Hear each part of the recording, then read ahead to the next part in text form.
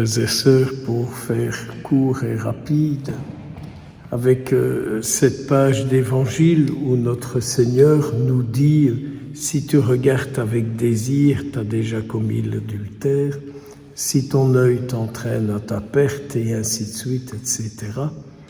Il vaut mieux que tu t'en défasses, ainsi tu ne brûleras pas tout entier dans le feu éternel. » Alors voilà, Jésus le dit. J'ose espérer que Jésus sait ce qu'il dit et que quand il nous dit ça, nous savons que Jésus est engagé avec nous. Parce que de fois, lorsque nous nous confessons, nous disons au Seigneur, je suis troublé par ce que je vois. Je désire ce que je regarde. Ou encore, mon mari, ma femme, je ne la supporte plus, mais j'ai envie de m'en défaire. Et ainsi de suite, etc. Que de fois j'entends des choses comme ça dans des confessions. Mais au fond, la confession, est-ce que ce n'est pas l'aveu de ce qui nous entraîne à commettre des fautes et à nous éloigner du Seigneur?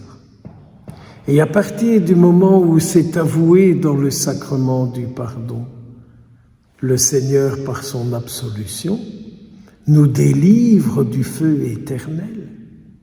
Chaque fois que le Seigneur nous donne son pardon, dans le sacrement, je le rappelle, il nous délivre du feu éternel.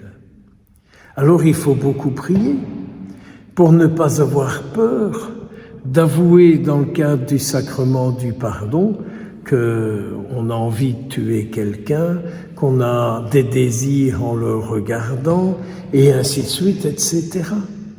Pourquoi avons-nous peur de dire au Seigneur dans le sacrement du pardon ce qu'il nous met en prison? Et comment se fait-il que nous ayons autant de mal de croire que l'absolution, c'est la porte de notre prison qui s'ouvre pour que nous puissions en sortir? J'ai beaucoup du mal parfois à comprendre les chrétiens qui ont très très peur de ce sacrement, ou alors qui vous sortent des trucs du style « Ah oui, mais moi je me confesse directement au Seigneur ». Ben oui, ils se privent d'une grâce qui est la grâce de l'absolution. Si le Seigneur a permis l'absolution, c'est pour que cette grâce, qui est un fruit, un don de l'Esprit Saint, vienne nous délivrer, nous libérer, nous nettoyer jusqu'à l'origine de ce désir qui nous met et qui nous enferme. Le Seigneur va jusque-là. Alors on comprend ces quelques versets du livre des rois que nous venons d'entendre.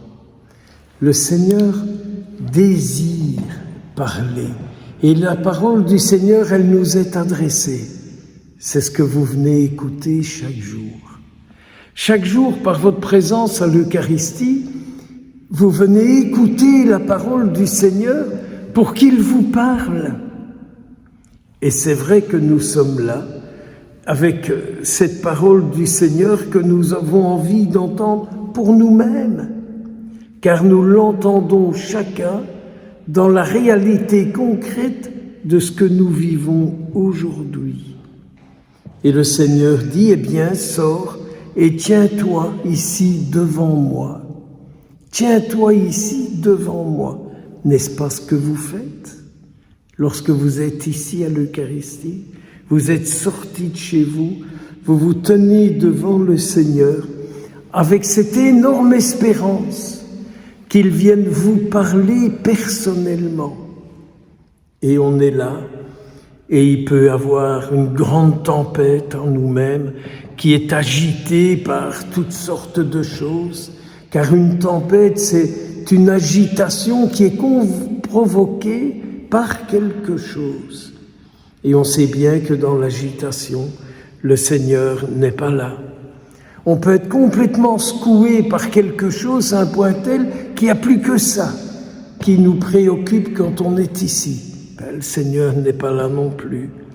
Mais le Seigneur, paisiblement, par ce temps d'adoration, par cette méditation du chapelet, par le calme, le recueillement de la célébration de l'Eucharistie, parvient à nous rencontrer et à nous rejoindre et à nous dire « Regarde, je suis là avec toi dans tes tentations, dans tes chutes, dans tes tempêtes, dans tout ce qui t'ébranle, dans tout ce qui t'est difficile à vivre, je suis là avec toi et pour toi, car je suis ton Sauveur, tu as du prix à mes yeux, tu comptes pour moi, moi je t'aime. » Puis c'est la Sainte Vierge Marie qui est notre Mère, nous permette de découvrir de plus en plus l'engagement du Seigneur pour nous et de nous aider à comprendre l'amour qu'il nous porte à chacun, à chacune, dans la vérité de notre être.